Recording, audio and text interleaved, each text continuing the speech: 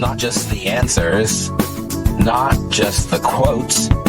It's life in the margins. It's time for CluffsNotes.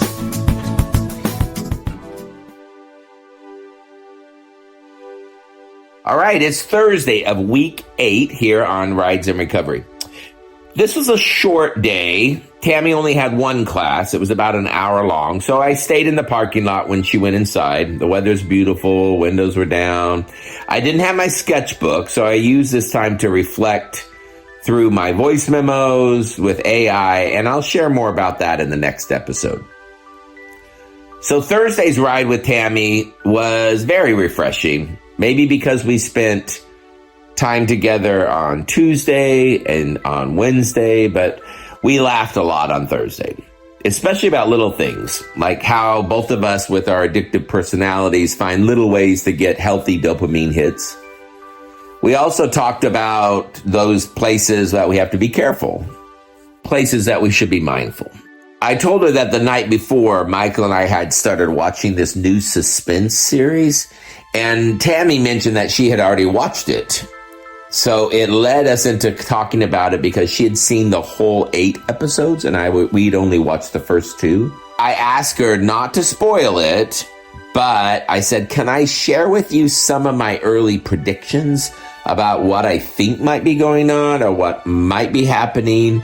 And it was a fun conversation as we talked about storylines, what kinds of shows that we like, what we don't like, and how these kind of connect to our own lives. We both agreed that we like stories about growth, lessons, but we also need closure. We like those stories that have like some closure.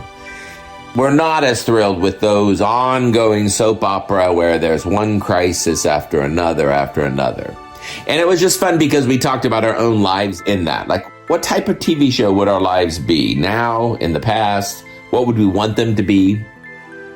It was fun. It was just a fun conversation. So when I dropped Tammy off, I stayed out there again in the parking lot and did some reflection. And then she came out after about an hour, and I can tell she was a little bit annoyed in her eyes. I could see it. Something happened. So I asked her about it, and she told me a younger woman that was finishing the program had made a comment about what she was going to be doing that night after graduating, and something that others in the room apparently felt was a little insensitive to the fact that they're all in recovery. Tammy stepped in the conversation when somebody was arguing with the girl. Tammy was like, my life can tell you what you're saying is not true. But then the girl pushed back. She made some insults, and because Tammy was older, but whatever it was, Tammy left the room. She said she was very bothered by it, but she was trying not to engage. She knew she was getting frustrated. She knew she didn't want to be triggered. And I was really proud of her for that, honestly. That's what you do, yeah. Stay off the stage. Don't get involved in that. She didn't let someone else's ignorance pull her into a scene. It wasn't worth it. So we talked about how different it is when you're receiving help from somebody who's lived it versus somebody who maybe have read about it or can think about it, because she said one of her counselors, her words were, she doesn't understand us because she hasn't lived this. She said she's quoting the book that we wrote by We've Lived.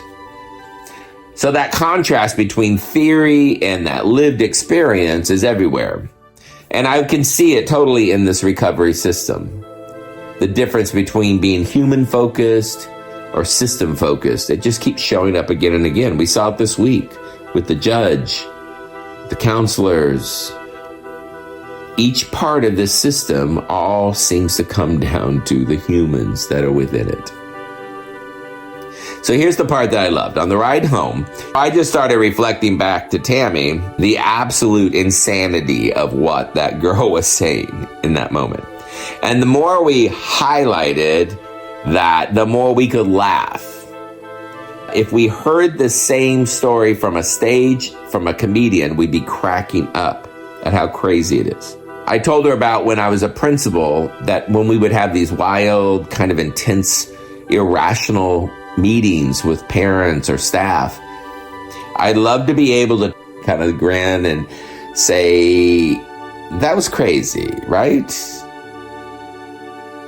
That was just crazy. Like, we're not gonna normalize that.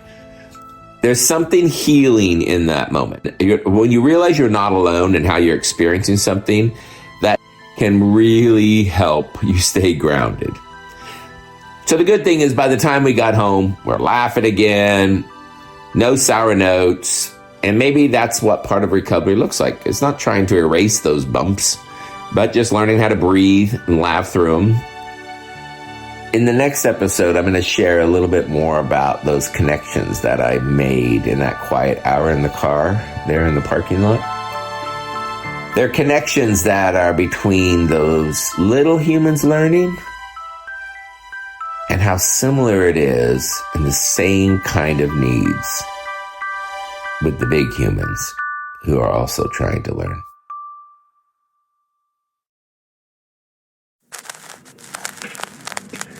Another reel for the shelf.